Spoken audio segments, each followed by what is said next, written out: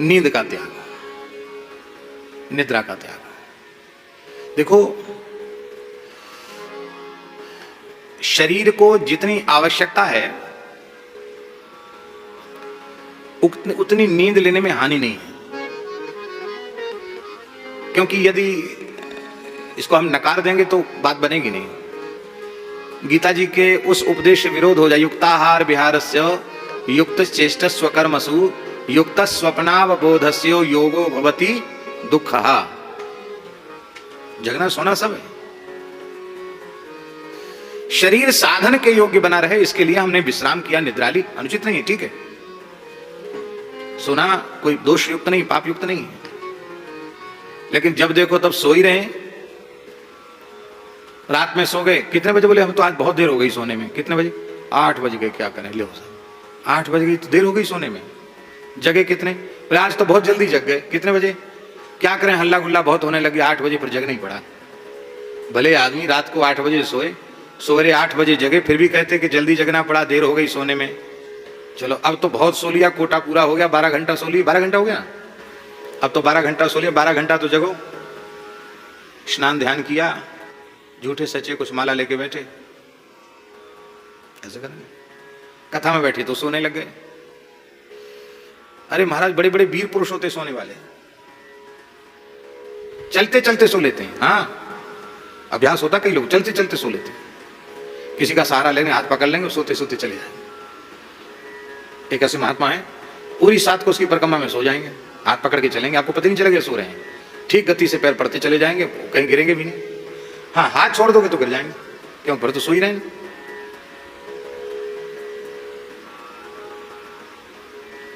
आपको सुन के विश्वास नहीं होगा, नल के नीचे बैठ के सो जाते हैं भारी वीर पुरुष। शीतकाल में महाराज जी के पास हम लोग रहते थे, शौचालय में कोई नहीं जाता था, सबको मैदान में जाना पड़ता था। ठंड खूब रहती थी, ठंड। महाराज जी भी जाते थे मैदान में, हम लोग सब मैदान में ही जाते थे। तो हम पढ़ाते थे, इसलिए हमको ड्यूटी थी कि सुबह 4 बजे जगा दो, विद्यार्थियों को जगा देते। तो जगाने का तरीका बड़ा कठोर था विद्यार्थी जीवन में। आवाज नहीं लगाते, किवाड़ा खोले, उस आवाज से यदि कोई नहीं जगा तो रजाई कंबल उघार के फेंक दिया, पैर घसीट के नल के नीचे ले आए, ठंड में नल खोल दिया। और रोए तो पिटोगे, फिर मार पड़ेगी। रो सकते नहीं, बोल सकते नहीं, रो सकते नहीं, इतना कठोर शासन था कोई जमाने में।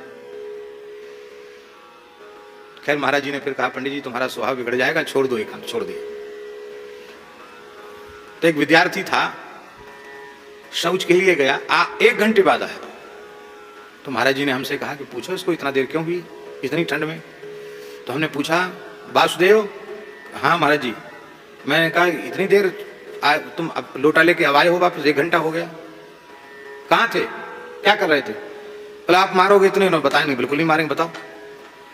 बोले सो गए थे। कहाँ? जमुना किनारे, इतनी ठंड में? बोले हाँ। बोले डोल डाल तो आ नहीं रही थी, और ऊपर से वही अपना उकड़ू मुकड़ू होके अकौआ के पेड़ के सहारे सो गए।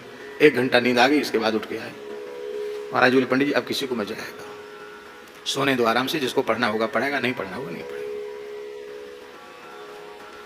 ऐसी निद्रा निंदित है, हंसाने के लिए नहीं बोल रहे, ऐसी निद्रा निंदित है।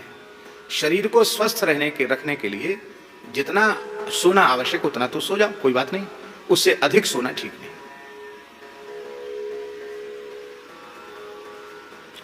सात्विकता जितनी अधिक शरीर में बढ़ती चली जाती है, भोजन और निद्रा उतना कम होती चली जाती है। ऐसे भी महापुरुष हैं जो 1-1.5 घंटे में भी अपनी निद्रा पूरी कर लेते हैं, योग निद्रा को सिद्ध हो जाती है। अभी भी ऐसे महात्मा हैं जो बहुत स्वल्प समय में अपनी निद्रा पूरी कर लेते हैं। हमने एक प्रामाणिक महापुरुष से सुना, पंडित श्री गंगादत्त जी व्यास, करौली वाले, उनसे हमने सुना, हमारे महाराज जी के मित्र थे, उनसे हमने सुना, गांधी जी के साथ कुछ समय वो क्रांति के समय रहे। तो उन्होंने कहा कि मैंने अपनी आंखों से देखा कि महात्मा गांधी 1.5 घंटे में अपनी निद्रा पूरी करते थे। कितने घंटे में? घड़ी देख के 1.5 घंटा सो लिए, बस हो गया, बाकी पूरे समय क्रियाशील रहते थे। और उसका एक कारण यह भी था कि बहुत आहार पर उनका नियंत्रण था, आहार बहुत सूक्ष्म था उनका।